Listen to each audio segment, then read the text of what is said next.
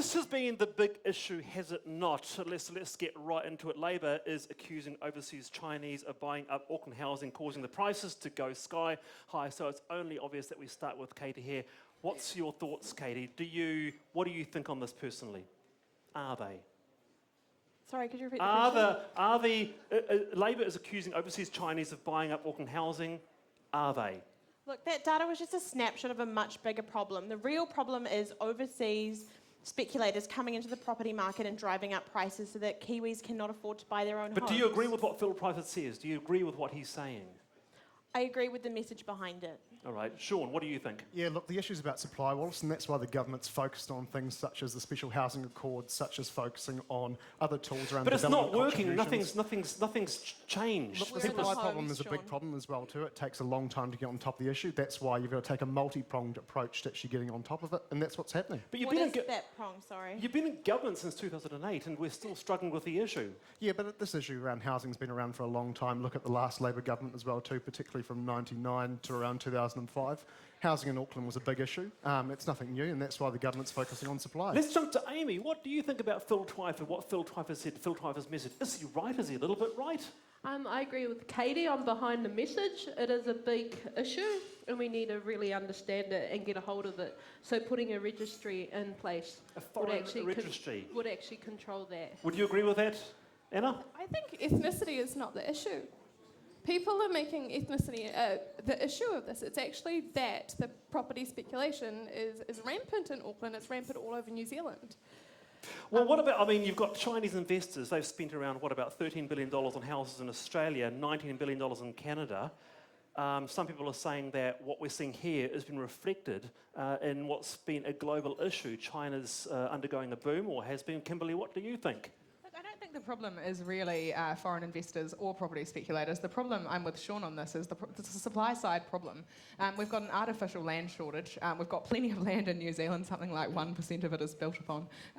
But you have councils restricting planning to the point where people can't buy a section, build a house on it. So it's council planning, too much red tape, and it's not about investors from overseas, yeah? Exactly. Right.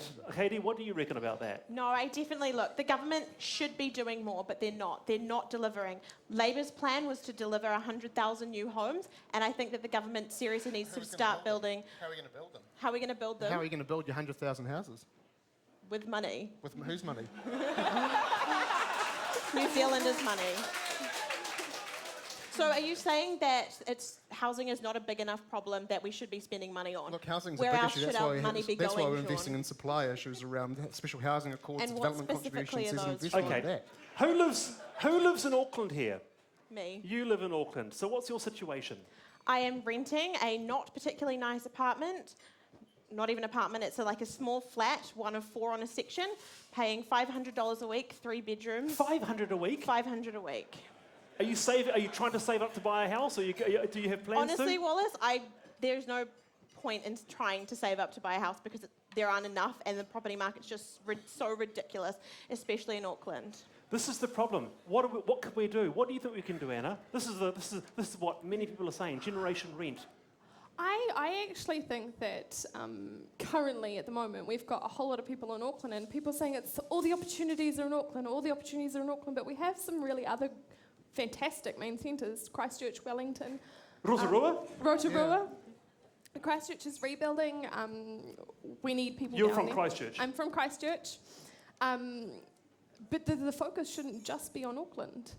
It's a nationwide problem. Yeah, I agree with that point, Wallace. I grew up in Gisborne, and Gisborne's a fantastic place. It's got great beaches, great lifestyle. So there's other pockets around New Zealand that people could look at to live in. Okay, we will come to you soon, but we'll just go back to Damien. Well, there was a lot of commentary over the weekend after this Labour issue, and one of the best pieces that I read was on a little blog called publicaddress.net. And Mr. Key Thing, hello, sir. G'day.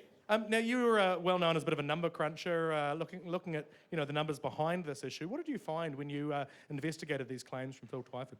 So the main point that he's trying to make was that there are a lot of Chinese who were buying houses, but that it can't possibly match with the 9% of the population that they compose of in Auckland.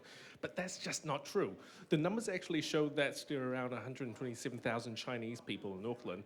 And the number of houses that they've got assigned to Chinese people in that list was actually 1,500. So can 127,000 people buy 1,500 houses? Of course they can. So how did Labor manage to make the maths look so convincing the other way?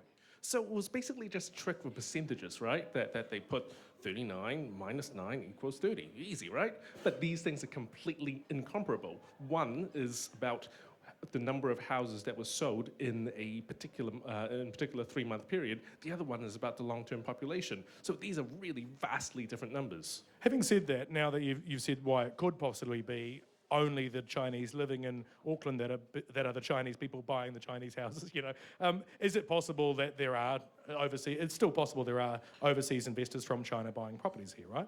Absolutely, but that number could be 1%, it could be 5%, it could be 20%. We don't know. This data doesn't tell us that. What this data does do is to really blur the lines between local Chinese and offshore Chinese, and that's my big beef of it, that it doesn't recognize the fact that people like me, people with Chinese last names, our residents here are citizens of New Zealand. Like, I've been in this country for 20-something years, and I have a right to buy a house if I want to buy a house.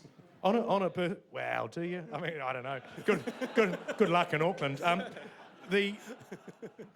a personal level, you say that it annoys you. I mean, what do you think when you see this? Do you think this is dog whistle politics? Is that what you think when you see it? Absolutely. Labor could have just waited. Like, the IOD is going to be collecting the data from October 1st, so this data is going to come online really soon. There's no reason to be doing it now. The only reason to do it now is to actually play the race card before this new data, the really trustworthy one, actually comes in. Cool. Thank you very much for your time. Key thing. Very, very good.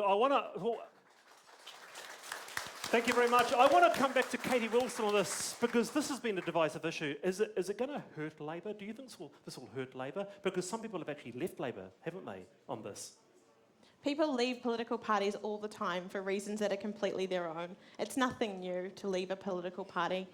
Do you think it'll hurt Labor, this issue? Look, I think this is pretty despicable of Labor, actually. In 2002, Helen Clark issued an official apology to the Chinese people of New Zealand for the way the government has treated them in the past, and I think this is just a step in the wrong direction.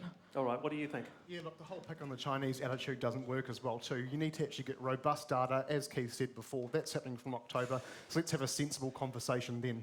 All right, what do the audience think? Let's go to Damien.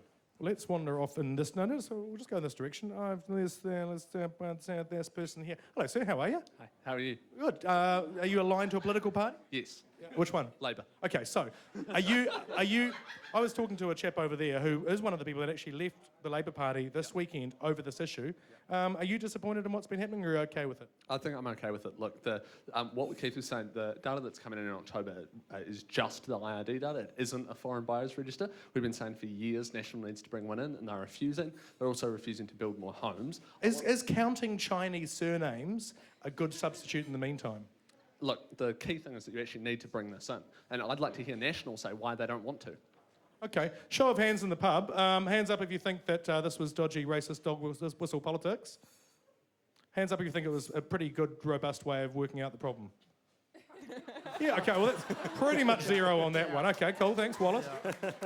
What about that? I mean, why can't we have things like sort of stamp duty, Sean, land tax, the capital gains tax to actually try and dampen down stuff? And why has that not been in place? Yeah, look, Wallace, capital gains taxes aren't the answer. Look at Aussie, look at London, look at New York, for example. They have big housing problems as well too. They all have capital gains taxes. It won't make a dent. What will make a dent is tackling the supply of issues of houses, such as the special housing accords, development contributions, all those things that make houses get built faster. A capital gains tax, what do you reckon, Kimberly?